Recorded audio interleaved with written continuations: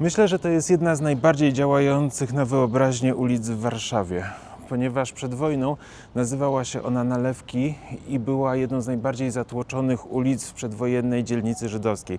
Jak się patrzy na stare zdjęcia, to tutaj jest kino, teatr, jeżdżą tramwaje, przechodzą tysiące ludzi. A dzisiaj ile razy tutaj jestem, to jestem sam. Mamy tylko bruk, tory. Widać, że kiedyś musiała to być bardziej uczęszczana ulica, ale dzisiaj zawsze jestem tutaj sam. We wszystkich pismach najwybitniejszy był wskazywany Dawid Eisenstadt. Ale jednocześnie wszędzie było napisane, że żadna jego muzyka nie zachowała się.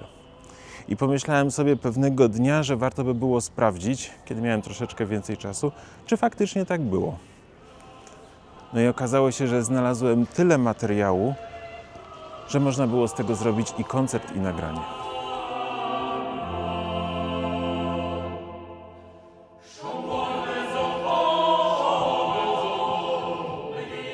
W tym miejscu, dokładnie w tym miejscu po synagodze zostało bardzo niewiele. Tak jak po ulicy Nalewki.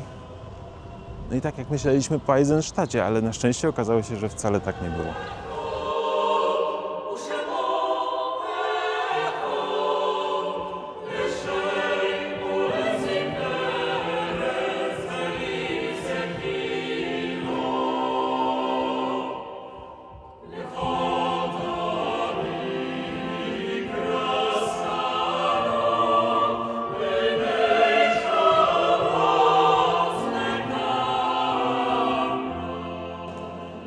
Ja, wir sind hier in der Markuskirche Hannover als Veranstalter Villa Seligmann für dieses besondere Konzert heute Abend, Musik der Synagoge. Man könnte sich vorstellen, dass diese Kirche heute zu einer Synagoge wird.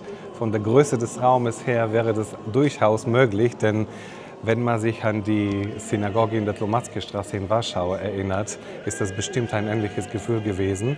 Ein wiedererwecktes europäisches Erbe. Jüdische Musik von damals und heute ist nicht nur eine Angelegenheit der Synagoge, es ist ein Erbe von uns allen, alle, die sich zu Europa bekennen. Und das ist, was uns hier heute Abend auch verbindet mit den Menschen, die gekommen sind, um eine unbekannte Musik vielleicht zu hören und doch von der Tonsprache her eine sehr bekannte Musik.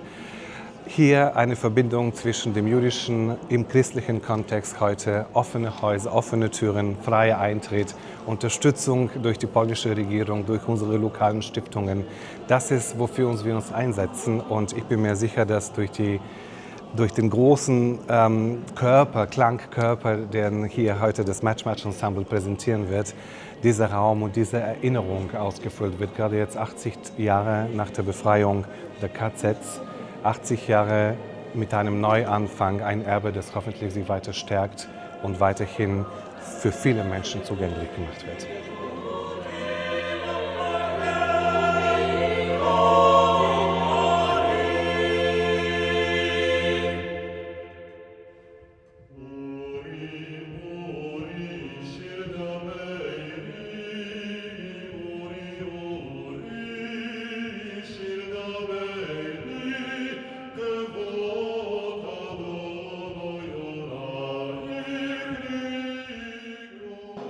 Odkrywanie muzyki Dawida Eisenstadta daje nam szansę poczuć, dowiedzieć się i dotknąć tego, jak wyglądała przedwojenna, wielokulturowa Warszawa i Polska, a tak naprawdę cała Europa. Jak kultura i muzyka klasyczna mieszała się z wpływami żydowskimi i zupełnie innymi. W muzyce Dawida Eisenstadta jest pełne bogactwo tamtych czasów.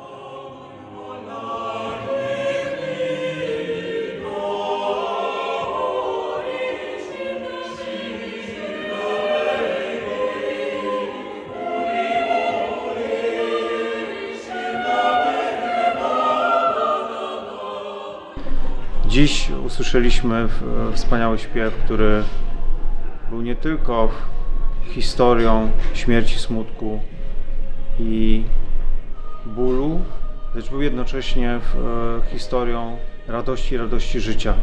I właśnie to powiązanie i ten projekt pozwala też pamiętać o tych, którzy nie są już wśród nas, a dopóki ten dopóki to dziedzictwo pozostaje z nami, tak długo będą oni też w naszej pamięci i byli z nami.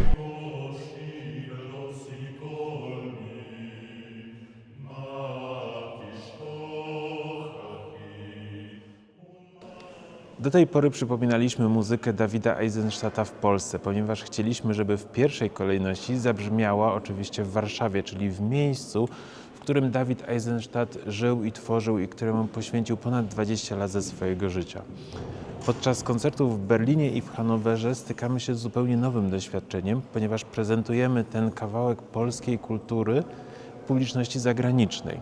Zastanawialiśmy się, na ile będzie to zrozumiałe dla publiczności niemieckiej, na ile to będzie zrozumiałe dla publiczności międzynarodowej, ale i prezentacje, i zapowiedzi, i koncerty, a także spotkania z publicznością pokazały nam, że muzyka żydowska ma w sobie coś uniwersalnego.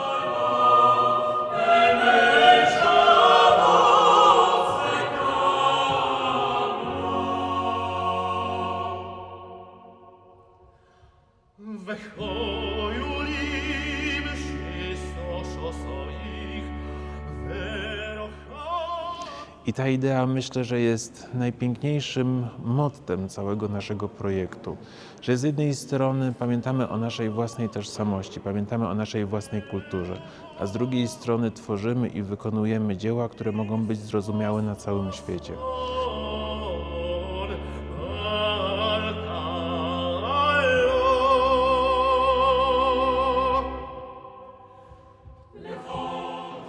Wykonując muzykę Dawida Eisenstadta, mamy poczucie, że jakbyśmy wskrzeszali ułamek tej historii, która zginęła, która została zapomniana. Czujemy obecność Wielkiej Synagogi nad Łomackiem i jest to dla nas niezwykle głębokie doświadczenie.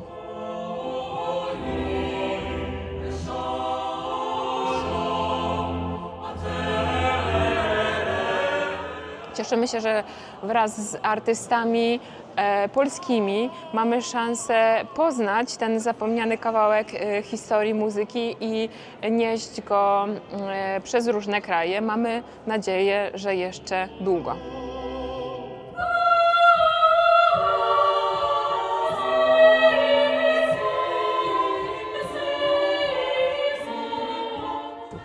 Kiedy wysadzono synagogę, to pożar rozprzestrzenił się na budynek biblioteki i tam do dzisiaj na podłodze widać jego ślady. No właśnie, takie drobne ślady zawsze się przewijają w każdej historii. Stąd jeżeli ktoś wam w przyszłości będzie mówił, że po czymś się nic nie zachowało, po prostu nie wierzcie, tylko dociekajcie dalej.